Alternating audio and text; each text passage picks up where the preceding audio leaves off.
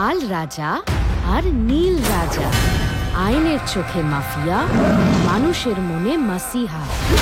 সম্প্রতি মুক্তি পাওয়া দেব এবং যিশু সেনগুপ্ত স্টারার খাদান ছবিটি নিয়ে কিছু কথা বলা যাক। খাদান ছবিটির গল্পটা মোটামুটি এইরকম। ওপার বাংলা থেকে সর্বস্ব খুইয়ে কাঁটা তার পেরিয়ে এপারে এসে মোহনের বন্ধুত্ব জমে শ্যামের সাথে। একজনের বুদ্ধি আর আরেকজনের গায়ের জোর মিলিয়ে কলিয়ারি অঞ্চলে নিজেদের দাপট তৈরি করে তারা। অনেকটা রবিনহুড স্টাইলে মানুষের মন জয় করে মোহন এবং শ্যাম। সেই অঞ্চলে নিজেদের প্রভাব এবং প্রতিপত্তি দুই তারা বাড়িয়ে নেয়। এরপরে গল্পে একে একে এন্ট্রি নেয় শ্যাম আর মোহনের স্ত্রীরা, আদিবাসী নেতা মান্ডি এবং ওই অঞ্চলের রাজনৈতিক নেতা সিদ্দিকি। এমন সময় একটি কেসে ফেঁসে লক আপে যেতে হয় শ্যামকে। লক আপেই আত্মহত্যা করে সে, নাকি খুন হয়? এর উত্তর পেতে গেলে আপনাকে খাদান দেখতে হবে।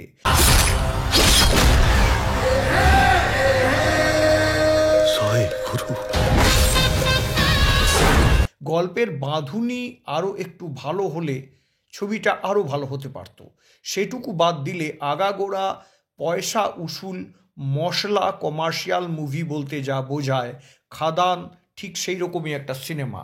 কেবল কলকাতার দর্শকেরাই নয়, এই ছবি যে বাংলার প্রতিটা মানুষের কথা ভেবে বানানো হয়েছে এবং বিপুল অর্থ খরচ করে বানানো হয়েছে, সেটা ছবিটির প্রতিটি দৃশ্য বুঝিয়েছে। সিনেমাটিতে কি নেই? নাচ, গান, ড্রামা, অ্যাকশন সবই বিদ্যমান। শুধু তাই নয়, প্রযোজক যেন বুঝিয়ে দিয়েছেন বলিউড বা সাউথের ছবি পারলে বাংলা কেন পিছিয়ে থাকবে। দেব যে কেবল বিভিন্ন ধরনের ছবি এই মুহূর্তে করছেন সেটাই নয়, তিনি প্রতিটি ছবিতে নিজেকে আরও বেটার প্রমাণ করছেন। খাদান ছবিতে তার দুটো চরিত্রের সোয়াগ দেখার মতন। যিশু যে জানিয়েছিলেন বিড়ির সিনে দেব 50 থেকে 55 বার নিজের ঠোঁট পুড়িয়েছেন শুটিং চলাকালীন, কেবল সেই সোয়াগ তুলে ধরার জন্য।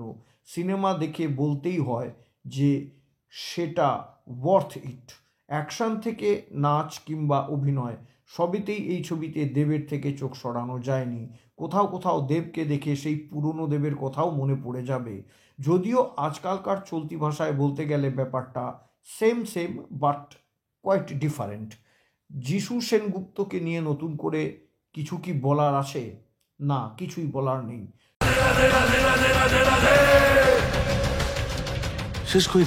সাদামাটা কীর্তন গায়কের একটা চরিত্রে যে এতগুলো শেড হতে পারে সেটা যিশু নিখুঁতভাবে ছবিতে তুলে ধরেছেন।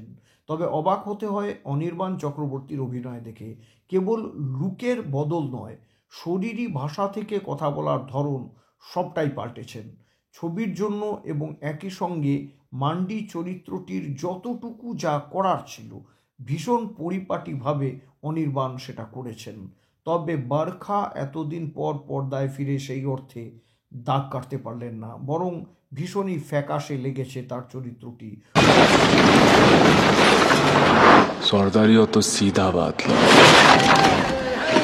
অন্যদিকে ইধিকা এবং দেবের কেমিস্ট্রি ছবিতে কিন্তু ফাটাফাটি।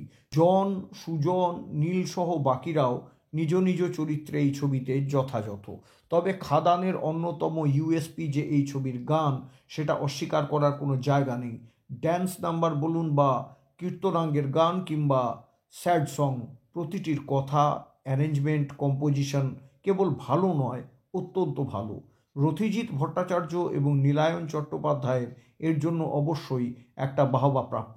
খাদান ছবির গল্পে যেমন মোচড় বা টুইস্ট আছে, তেমন বেশ কিছু জায়গা প্রেডিক্টেবল। তবুও সেগুলো অভিনেতাদের অভিনয় বা গল্প বলার ধরনে সহজে এড়িয়ে যাওয়া যায়।